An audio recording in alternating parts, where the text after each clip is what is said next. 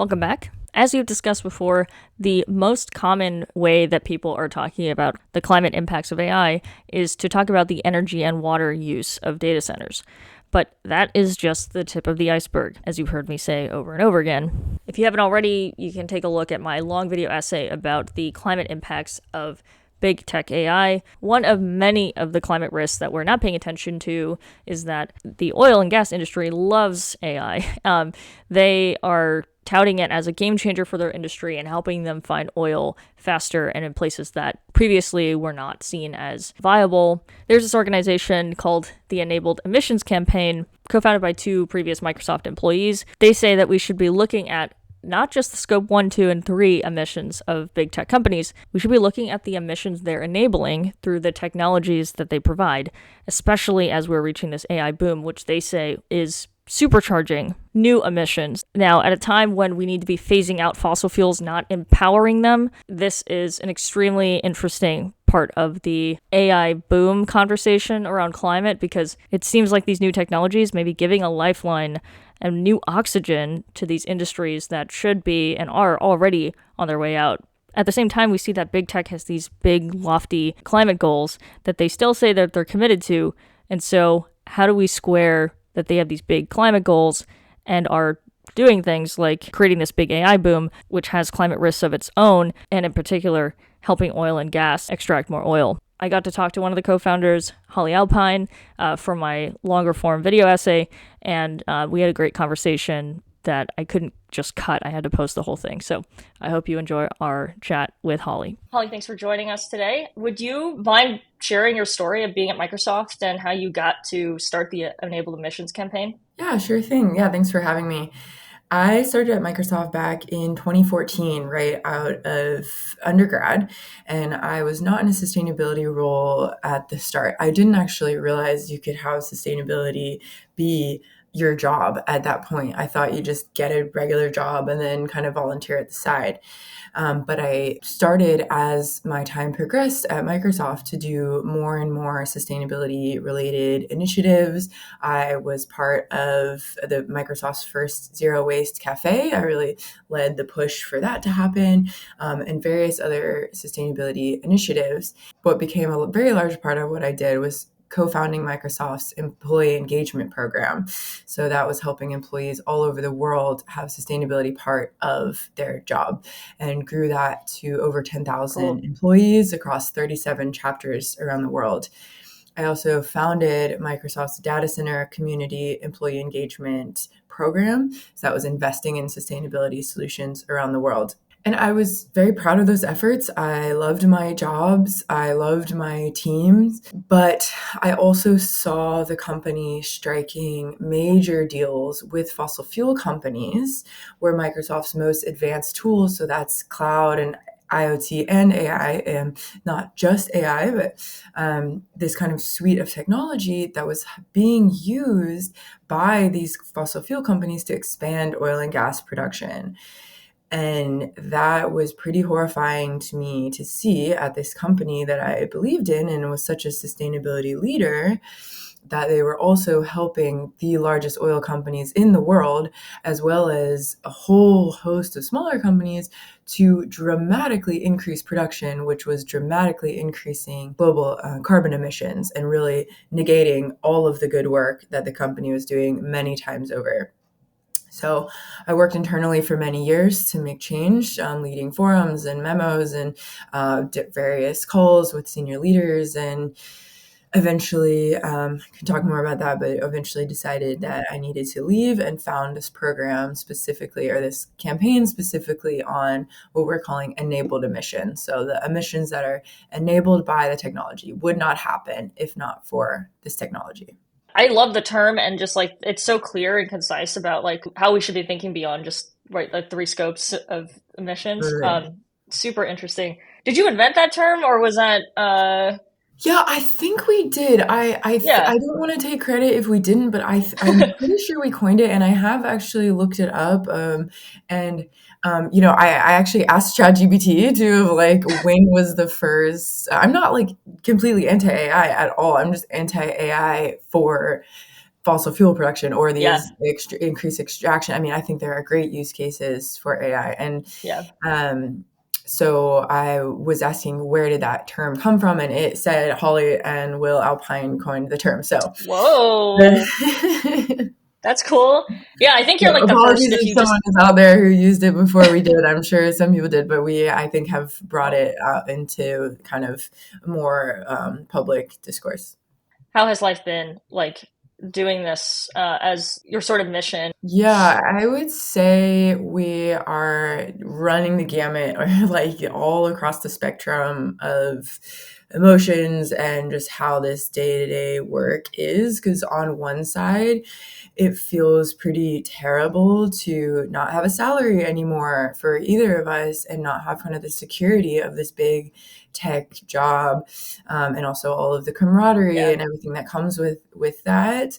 And it's just really demoralizing to not be able to get funding for this because it kind of falls in between the cracks of like climate funding and tech funding. interesting. It's been falling right between the cracks. And Hmm. that's we're trying to knit that together, and I see it improving, but so far it's been really challenging. But on the other hand, and way on the other side of the spectrum, it feels incredible to not be beholden to working for a company who ultimately at the end of the day is trying to make money for shareholders, and that is the point of their existence. Totally. And just being able to, and not having that cognitive dissonance and just the red tape that goes along with working for a big corporation. It just feels incredible to be incredibly mission driven and aligned every day. Yeah. I'm doing exactly what we think the world needs, and Yeah. that part is invaluable.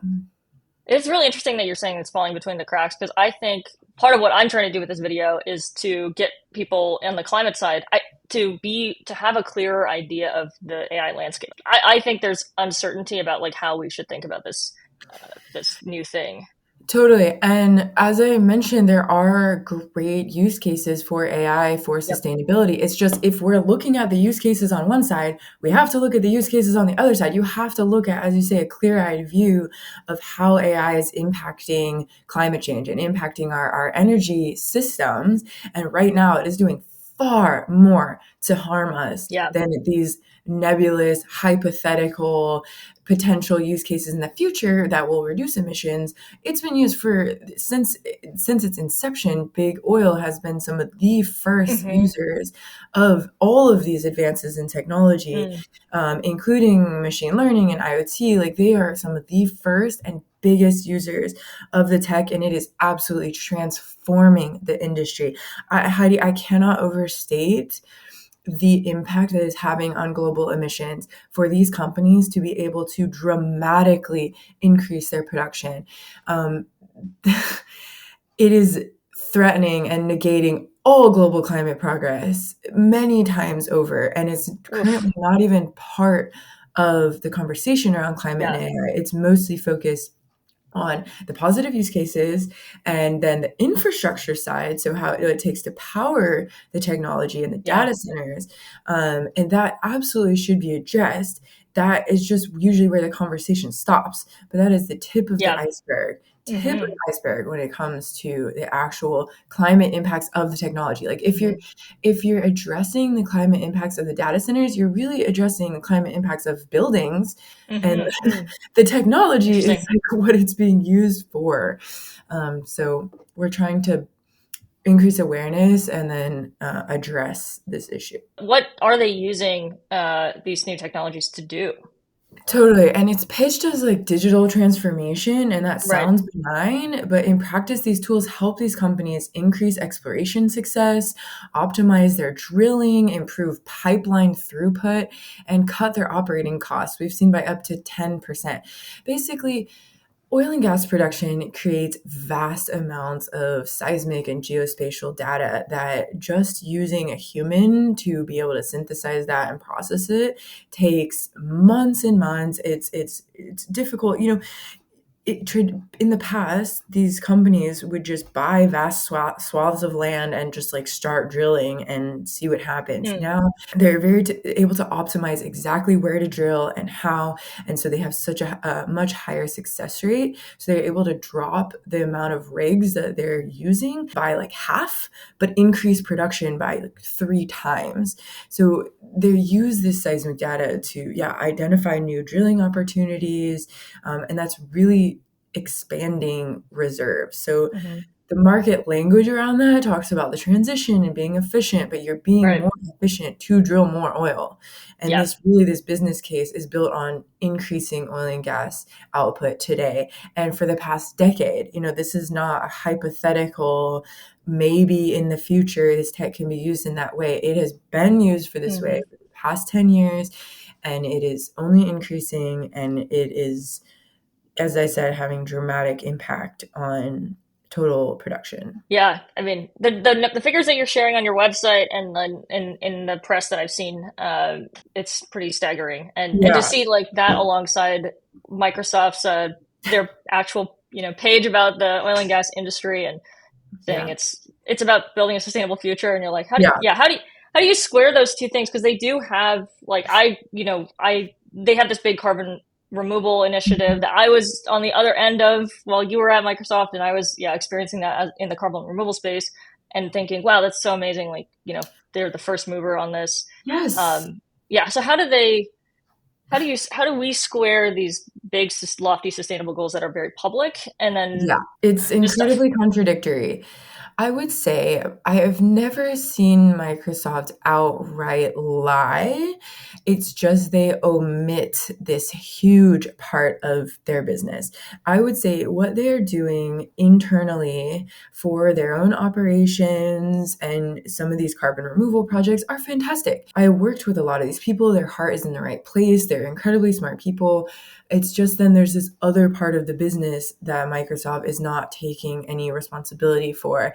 Even at the same time, they even say we do take responsibility for the impacts of their technology. They're just not. But right now, it's not part of any company's GHG greenhouse gas Mm, reporting protocols. They don't have yeah. to report on that. It's not part of scope 1, 2, or 3. What your technology is used for, it's not part of this traditional reporting. And so Yeah. they really can just get away with it because we're not holding these companies accountable. We're only asking companies to report on narrowly their operations. But it's Yeah. similar to the movements around financed emissions for banks, where banks can look Hmm. really green because they're running their buildings with green energy, but then they're funding fossil fuel Hmm. projects, and that's not part of their Interesting. what counts as their emissions. And it's very Right. similar here.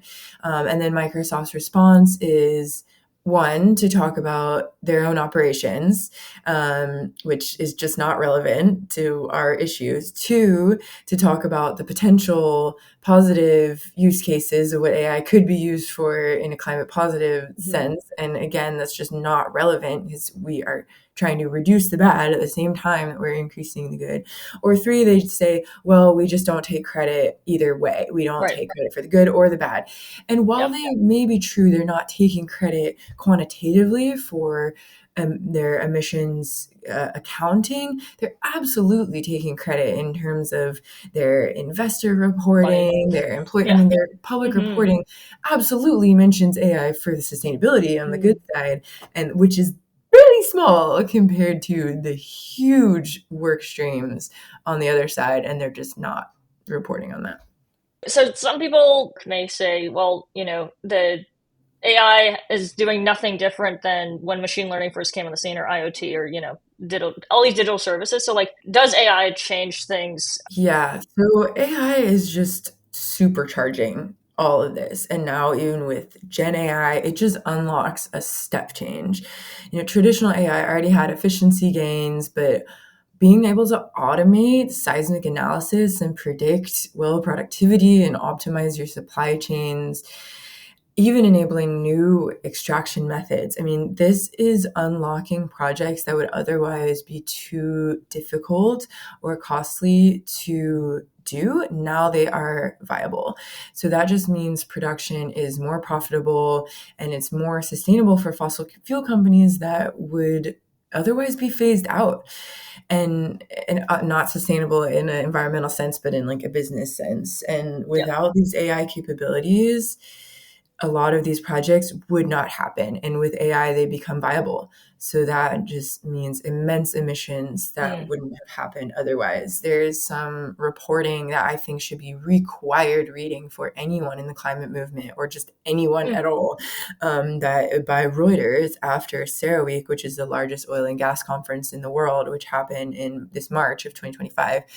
And it's a short article, but every line is just a punch in the gut, Mm. from talking about how oil company executives are talking about AI being the absolute game changer, operations running more frequently for longer times, shorter lead times, like shorter time to first oil, just dramatically increasing their production. It is truly horrifying to read. Or there's one other report I'll mention. It had an AI powered analysis saying that just using AI to analyze existing oil fields, that they will be able to have an additional 1,000 billion barrels. That is a trillion additional barrels of oil. Like, what else can you think of Woof. at all that gets anywhere close to the emissions of additional trillion Yeah. barrels of oil? Like, that's 400 gigatons of emissions when we have 130 gigatons remaining to stay under Hmm. 1.5 in a Yeah. 50% scenario. Thank you.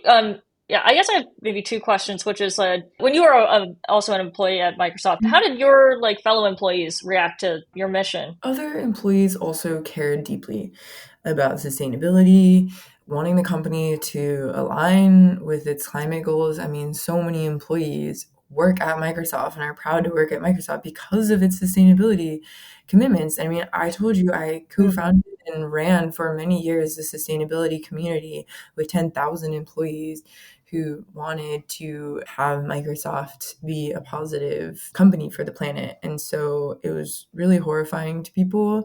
I think it was hard for people to really wrap their minds around. And as you said, it's hard to square that work with the company that we all believe Microsoft to be. So I think a lot of employees kind of didn't want to know, or just it's just hard to even really internalize.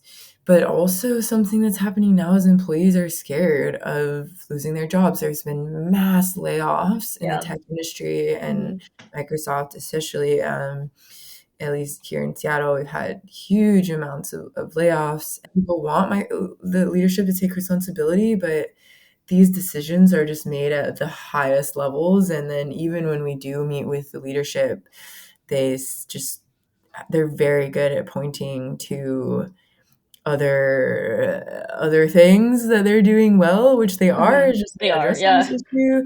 Yeah. And then also making a lot of promises that then just never come to fruition. I made a scorecard with all of the promises that they made, with quotes, with links to Wow. recordings of them saying that we will provide you with this, we will do this. And then I had like a scorecard, like on the scorecard had like a status column, and it was just red, red, red, red, red, red, red, because Oh, they just kind of followed through on any of it. But it sounds good when they first say, yes, oh my gosh, we will do totally. that. We will provide that for you. And they just seem so, for a long time, I really thought they had the best intentions, and I really think that it is there deep down. It's just the business. Shareholders.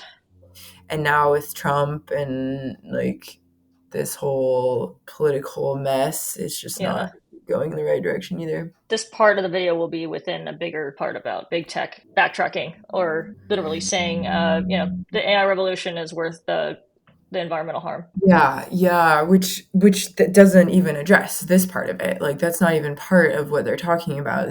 Still not even Yeah. acknowledging. They're only talking about the data center issue generally. We did the math on just two deals, one with Exxon and one with Chevron, Hmm. that we saw that quantified the barrels per oil increase per day. Hmm. and the emissions of that was 3 times Microsoft's entire yearly emissions, including data centers. And that was just 2 deals, and there are Yeah. dozens of those deals. But that's not even, they don't even acknowledge that.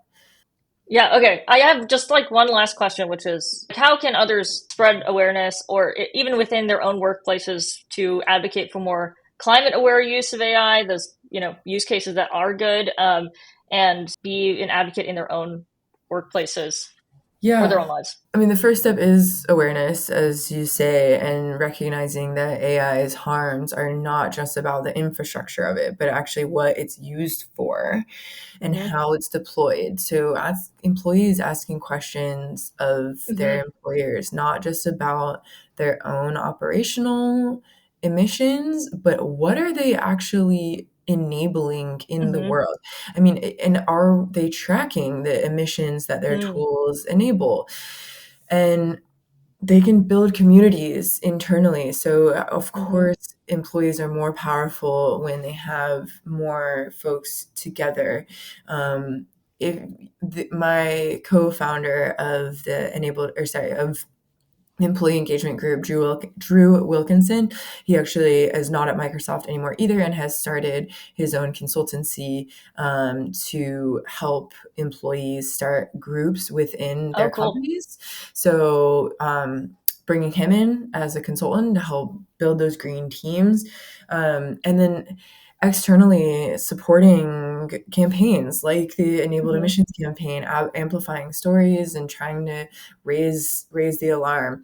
Um, and I think the biggest thing here is just we all need to recognize that a company's impact is not just about its own operations. Like, what is that Mm-hmm. company doing in the Totally. world?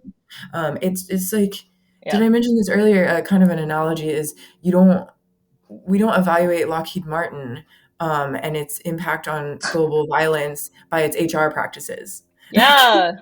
That's a great What analogy. is it producing? Totally. Yes. Well, the last analogy I'll say Yeah. is it's like we're building a robot and you're worried about the environmental impacts of the robot, but and folks are only looking at the steel that's creating the robot, the Mm-hmm. nuts and bolts and screws Mm-hmm. and like what the robot is running on. But even if all that was green and it ran on totally green energy and all that, everything was great. If the robot is going out and mowing down the Amazon rainforest, that is the environmental impact of that robot, and we have to address that as well. I think it's very concerning that there's a lot of surveillance technologies that big tech is enabling too, and that's like a clear cut example of where people they just get it right. They're like, of course Yes, you don't want to support a company that's surveying like poor exactly. people, yeah, or any of Exactly. So us, right? Yeah, exactly. So that kind of side of things of like looking at what the technology is used for, that's the kind of yeah. like that's what we're looking at. But for some reason with this AI and climate thing, even when we're like, okay, we're not talking about data Mm-hmm. centers, we're talking about how it's used and how it's applied, then at the end of the conversation, people are still like, so data centers, and they just think we're like, it's like they Yeah, hear AI and climate and they just like stop listening. totally. But it needs to be just like that. Like we need to look at what a company is providing the technology for, like surveillance. And Yeah. Microsoft did, to their credit, come out, I think it was last week, Mm-hmm. with an announcement that they will not provide this technology, surveillance technology, to Israel Mm-hmm. for large scale surveillance of Palestinians. Mm-hmm. That is a fantastic principle. So like there is precedent. It can Yeah. be done for companies to say what their technology can and can't be used for. And last thing Yeah. I'll add is we've never asked for a moratorium on tech for fossil fuels. We've never said they should cut contracts or break ties with the industry. It's Mm. just there should be reasonable guardrails in place. We think there can Mm. be very just like transparency at least into what these contracts are used for and just some sort of reasonable guardrails. So we are practical people. We know that the world is going to run on fossil fuels or at least use fossil fuels in some capacity for a while, and that should be done as efficiently as possible with the least methane leaks and things like that. So there are great applications for AI and fossil fuels. We just shouldn't use it without any regard for our futures. I would also add, like in the example of the surveillance technology to Israel, I feel like it was because for a couple of years there's also been a massive employee led campaign Mhm. internally, right? It's like the company's not going to do it unless the people really, yeah, speak up in a big way. Yeah, So well, and yeah. I think there was also pressure from external groups as well, and that's why we Hmm. left because Yep. we know there needs to be internal pressure, but it's not enough alone Mm. if that's all that they're getting. So that's why we left is to try to Mm. have this dual effort where we're the external voice because there really was no Mm. external pressure in this space. And to this day, my partner, my co-founder of this and I, Will, we are really the only campaign that we know of globally who is focused on this issue, which is Hmm. just scary to us. Talk about David and Goliath, big oil and big tech together, Hmm. and like us. So we do need support and hope others will join. And we hope to help build broader coalitions and support other groups who are fighting more on the data center side and just kind of like helping to expand the conversation and show how data centers Yep. are the tip of the iceberg. All right. Well, I'll end it there. That's a perfect ending. And thank you, Holly, for your Thank knowledge, your you. for work, and your time with us today. I really appreciate it. Thanks for having me.